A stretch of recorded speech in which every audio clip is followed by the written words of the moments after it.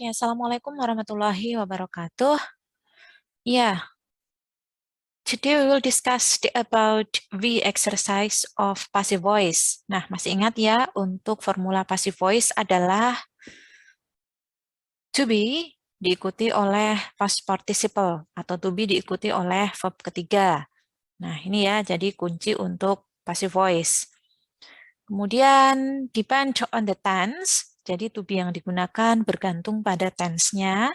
Ketika present maka memakai is, kemudian ketika past maka memakai was, ketika future maka memunculkan will.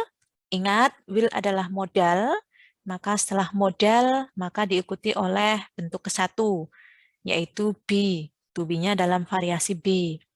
Kemudian ketika present perfect, maka mendatangkan perfect verb ketiga, yaitu bentuk ketiga dari to be, been, diawali oleh has. Nah, karena present it ya.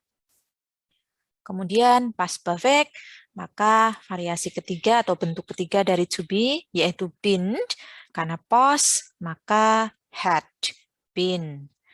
Kemudian future perfect, maka memunculkan will untuk future. Setelah modal verb ke-1, variasi have. Setelah have diikuti bentuk ketiga, to be dalam bentuk ketiga yaitu been. Will have been. Nah, ini ya poin yang harus diperhatikan untuk penggunaan formula pasif, yaitu to be diikuti past participle atau verb ketiga. Nah, verb 3, this one. Kita lihat pada latihannya, the exercises. Di sini kalian diminta untuk memilih mana bentuk yang tepat. Apakah pasif, yaitu to be diikuti verb 3, ataukah bentuk past, maka dia kalimat aktif. Nah, ingat ya, jadi kalau kita ngomong verb, kata kerja, bentuk yang hampir sama itu adalah bentuk kedua dan ketiga. Nah, dalam kata kerja beraturan, bentuknya sama-sama diakhiri oleh D atau ID. Kita lihat number 1, Alexander Gustav Eiffel. Nah, ini the person ya. Jadi kalau the person itu biasanya dia aktif atau pasif atau D.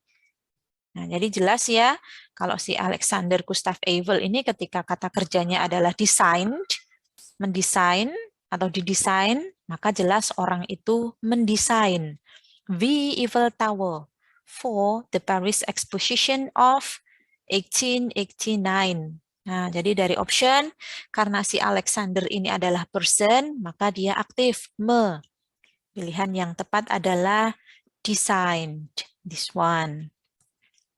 Kemudian number 2, the telephone, blah blah blah, by Alexander Graham Bell in 1876.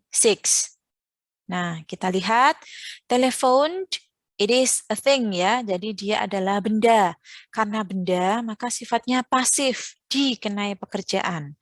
Karena itu, was invented.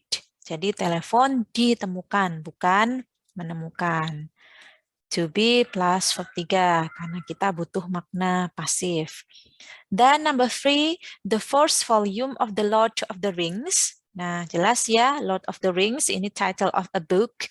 Jadi judul buku ya, dia benda. Karena benda, maka dia pasif. Pasif, to be plus verb ketiga. Nah, karena itu option yang tepat adalah to be was plus published, bentuk ketiga.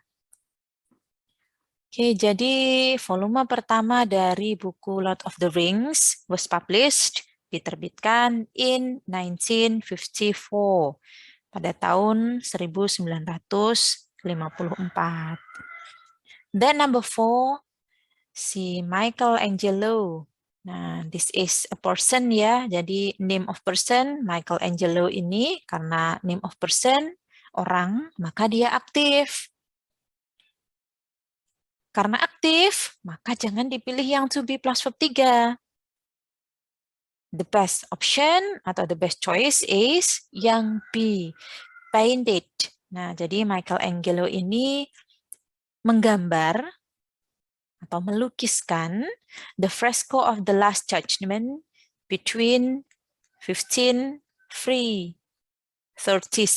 and 1541. Nah, jadi pilihan yang tepat adalah yang aktif karena si Michelangelo ini adalah orang, karena itu melukiskan atau menggambarkan.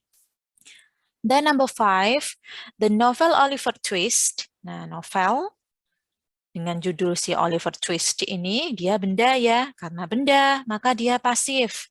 Maka pilih yang pola pasif, yaitu to be plus kata kerja ketiga. Was written. Nah, jadi ditulis by Charles Dickens in 1838. Nah, ditulis oleh si Charles ini pada tahun sekian. Ya, bisa dicermati ya.